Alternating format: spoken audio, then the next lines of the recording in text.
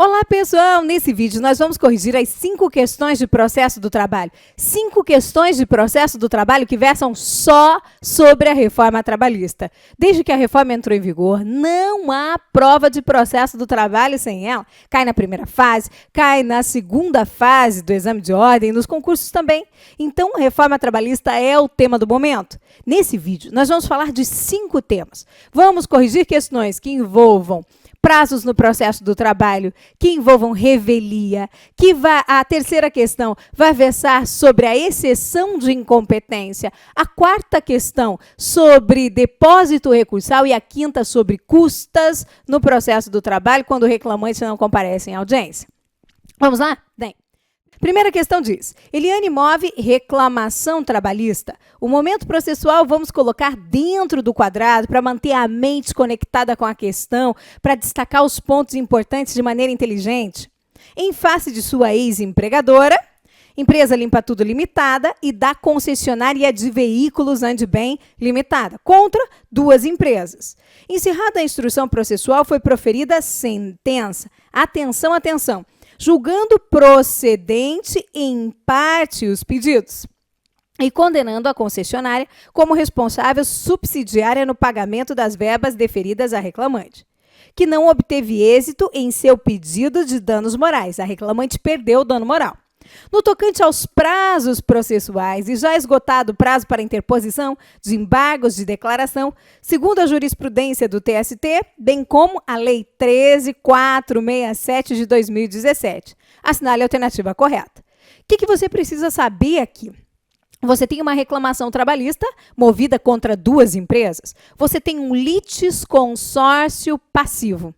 Ainda que essas 2 empresas tenham procuradores distintos, de escritórios de advocacias distintos e que ainda não tenha sido implantado o processo eletrônico, guarde isso. Aqui no processo do trabalho, litisconsortes nessas circunstâncias não tem prazo em dobro. O J 310 da SDI 1 do TST. Então, como que conta-se o prazo para elas? O prazo é comum, o prazo conta-se normalmente. Diante de uma sentença de parcial procedência, da qual não cabe embargos de declaração, qual é o recurso cabível? Da sentença o caminho é reto, da sentença cabe recurso ordinário, no prazo de 8 dias, prazo esse que conta-se em dias úteis e de forma comum para todas as reclamadas. Vamos verificar isso nas alternativas? Vem cá. Primeira, todos possuem prazo comum de 8 dias. Perfeito, o prazo não é em dobro por se tratar de litisconsortes com procuradores distintos. Podendo, entretanto, ser prorrogados pelo tempo estritamente necessário, aqui tem um erro. Todos possuem prazo comum de 8 dias contínuos e irreleváveis? Contínuos está errado. Por quê? Os prazos são contados em dias úteis.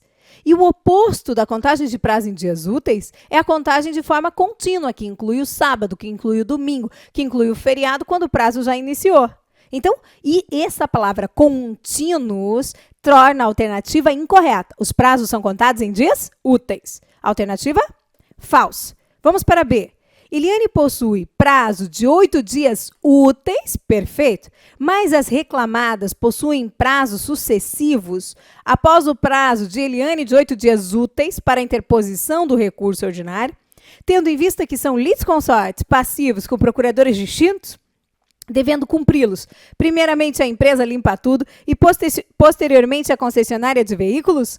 Não, minha gente, não. Litisconsortes com procuradores diferentes no processo do trabalho, não tem prazo em dobro no processo do trabalho. E quando que eu tenho um litisconsórcio? Quando eu tenho mais de uma pessoa em um dos polos. Então, a alternativa está incorreta. O J 310 da SDI 1 do TST. Vamos para a letra C. Todos possuem prazo comum de 8 dias úteis para a interposição do recurso ordinário. Excelente, prazo comum. Em dias úteis, excelente. O recurso é o recurso ordinário, não importando a existência de litisconsórcio passivo com procuradores distintos. Linda, linda alternativa. O artigo é o 775 da CLT, que diz que os prazos são contados em dias úteis, e é o J310 da SDI1 do TST. O que tem de errado agora na letra D? Eliane possui prazo de 8 dias contínuos? Agora você já estava preparado, programado para, vendo esse contínuo, saber que a alternativa está incorreta, porque os prazos são contados em dias úteis. Vamos, pessoal, questão número 2. O Banco Fortuna S.A. preferiu que o preposto Carlos, empregado em Belo Horizonte, fosse representá-lo em audiência de reclamação trabalhista movida na cidade de Natal. Então, a reclamação trabalhista foi movida onde? Na cidade de Natal.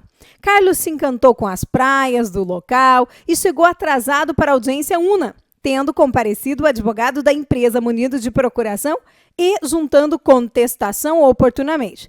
Tendo em vista a legislação vigente, alterada pela reforma trabalhista, responda. Gente, vamos analisar o seguinte. O Carlos é o preposto. O preposto precisa ser empregado da empresa? Primeira coisa que a reforma fez foi mudar isso. Não. O preposto pode ser empregado da empresa, como é aqui, mas ele não é obrigado a ser, não é obrigado que ele seja empregado da empresa. Então, o preposto não precisa ser empregado. Artigo 843, parágrafo 3º da CLT. Há tolerância para o atraso da parte em audiência? Não há. O J245 da SDI1 do TST. Logo, se Carlos não estava no horário da audiência, o que eu concluo? Concluo que ele não compareceu, porque não há tolerância para o atraso. Chegar atrasado é o mesmo que não comparecer. Se o preposto não compareceu em audiência, a consequência é reta. A consequência é uma resposta na prova. A consequência é a revelia da empresa e a sua confissão quanto à matéria de fato. De fato, eu vou presumir verdadeiros os fatos alegados pela reclamada. Agora, o preposto não veio, ok, a empresa é revel. Mas se o advogado compareceu, o advogado estava lá no horário perfeito, então o juiz deve receber a defesa e os documentos? A resposta é sim, deve receber a defesa e os documentos. Artigo 844, parágrafo 5º da CLT. Bem, vamos para as alternativas. Somente será decretada a revelia ao reclamado, sendo vedado o recebimento da contestação e documentos? Sim, será decretada a revelia do reclamado, porque o preposto não compareceu em audiência. Mas não é vedado o recebimento da contestação e documentos eventualmente apresentados. Não é vedado, o juiz receberá. Receberá por quê? Porque o advogado estava presente. B. Não será decretada a revelia? Será decretada sim. O simples não comparecimento do reclamado em audiência, o preposto não estava lá no horário da audiência, faz com que você tenha que responder que sim, foi decretada, será decretada a revelia da empresa. Combinado? Então, letra B já é falsa. C. Somente será aplicada a confissão quanto à matéria de fato ao reclamado, mas ainda que ausente o preposto, presente o advogado na audiência, serão aceitos contestação e os documentos? Para tudo, gente. Não é somente será aplicada a confissão. O reclamado será considerado revel e confesso quanto à matéria de fato. Revel. Certo? Falso. Então, D. Será decretada a revelia? Sim. Além da confissão quanto à matéria de fato? Sim. Mas ainda que ausente o preposto, presente o advogado, o juiz abre os braços e recebe sim, contestação e documentos. Letra D, certíssima, linda, artigo 844, parágrafo 5º da CLT. Próxima questão. A próxima questão vai versar sobre exceção de incompetência no processo do trabalho. Vai cair. Vem cá. Maria Helena, nascida em Florianópolis, prestou serviços em Porto Alegre. Então, local da prestação dos serviços, Porto Alegre, para a empresa vendedora Produtos de Beleza Limitada. Tendo sido dispensada sem justa causa. Então, ela trabalhou em Porto Alegre, foi dispensada sem justa causa em Porto Alegre. Tendo Maria Helena retornado à sua cidade, Florianópolis, nesta ingressou com uma ação trabalhista. Aqui o primeiro momento processual, dentro do quadrado. Em face de sua ex-empregadora, pleiteando diferenças de horas extras e indenização por danos morais. Os detalhes importantes quanto ao que está no quadrado, eu circulo. antes da realização da audiência una designada, no prazo de 5 dias a contar do recebimento da notificação. Então, antes da audiência, em 5 dias após o recebimento da notificação, a reclamada, por meio de processo judicial eletrônico, apresentou exceção de incompetência. Nesse caso, tendo em vista o disposto na Lei 13.467 da Reforma Trabalhista, responda. Então, qual é o cenário que nós temos aqui? A aplicação de um artigo da CLT 800. Gente, quais são os juízos territorialmente competentes para processar e julgar uma reclamação? Onde você ajuiza a reclamação trabalhista no processo do trabalho? Onde? Ou no juízo do lugar da prestação dos serviços, como aqui em Porto Alegre, ou no juízo do lugar da contratação. Ela foi contratada e trabalhava em Porto Alegre. Porém, quando terminou o contrato, ajuizou sua reclamação trabalhista em Florianópolis, juízo do lugar onde nasceu. Gente, Florianópolis não é nem o juízo do lugar da prestação de serviços, nem o juízo do lugar da contratação. Portanto, é um juízo territorialmente incompetente. Como você argui a incompetência territorial? Por meio de exceção de incompetência, de uma petição denominada exceção de incompetência. Você apresenta exceção de incompetência quando? No prazo de 5 dias. 5 dias contados do recebimento da notificação para comparecer em audiência. 5 dias contados do recebimento da notificação antes da audiência você apresenta. Dizendo que, juiz, você não é o territorialmente competente para processar e julgar essa reclamação trabalhista. Porque não é nem o juízo do lugar da prestação dos serviços, nem o juízo do lugar da contratação. Logo, o juiz recebe a exceção, suspende o feito, abre vista para outra parte, para a reclamante se manifestar no prazo de também 5 dias, e profere uma decisão que é uma decisão interlocutória.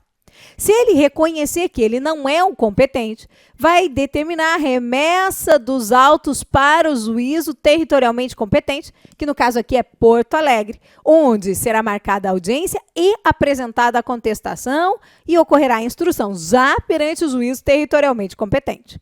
Vamos para as alternativas? Vamos lá. As alternativas dizem assim: A. Será suspenso o processo. Veja que já foi apresentada a exceção, o juiz já recebeu. Será suspenso o processo? Sim.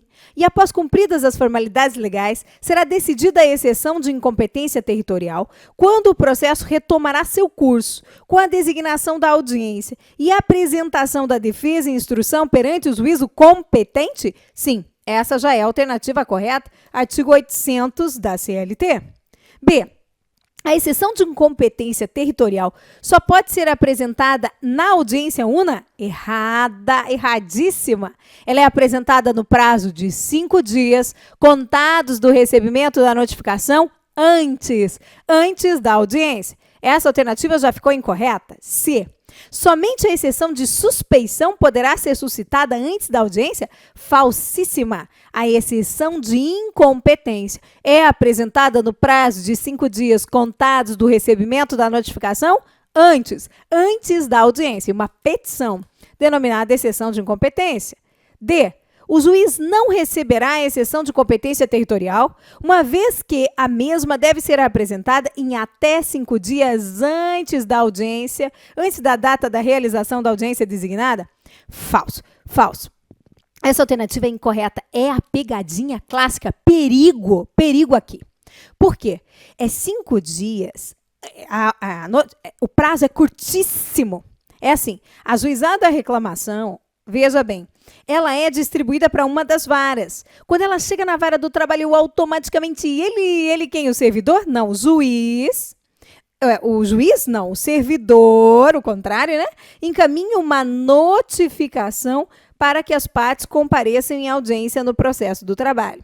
É aqui, ó, no prazo de 5 dias contados do recebimento dessa notificação, antes da audiência, que poderá ser apresentada a exceção de incompetência. Essa audiência, gente, pode ficar marcada para daqui a 6 meses. E o que essa alternativa está dizendo é que você pode apresentar a exceção até 5 dias antes da audiência. Pegadinha. Não, é curtíssimo o prazo. 5 dias contados agora do recebimento da notificação, antes da audiência. E não com 5 dias de antecedência da audiência. Vê a diferença? 5 dias da notificação. Notificou para comparecer numa audiência, 5 dias depois tem que apresentar a exceção. De olho nisso. Pegadinha à vista, pegadinha à vista. Ângela, cuidadora de idosos, moveu reclamação trabalhista em face de Dona Irene, já é a questão 4. Empregadora doméstica, de quem cuidava, pleiteando o reconhecimento do vínculo empregatício e o pagamento das horas extras, das férias, do 13º salário, entre outros. Então, ela ajuizou reclamação trabalhista. A reclamação foi julgada, coloquei julgada dentro do quadrado, procedente em parte, com a condenação fixando o valor de R$10.000. Sabendo que o valor do depósito recursal é de R$ 9.513,16, de acordo com o disposto pela Lei 13.467, que é a reforma trabalhista, para que Dona Irene possa ingressar com recurso ordinário para o TRT, tem que fazer o quê? Da sentença no processo do trabalho cabe RO. O recurso ordinário exige depósito recursal? Exige depósito, sim. É um depósito para recorrer. Gente, só quem faz o depósito é o reclamado. Lembra do seguinte, empregado pobre, empregado carrega pedra, empregado não faz depósito recursal. Só o reclamado, quando empregador ou tomador do serviço. Agora, Dona Irene, que é empregadora doméstica, faz o depósito recursal em que valor? Na metade. O depósito para ela é reduzido a quanto? A metade ou ela é isenta? O empregador doméstico faz o depósito recursal, mas reduzido a metade. Então, empregador doméstico, microempresa, empresa de pequeno porte, microempreendedor individual, aqui no nosso processo do trabalho.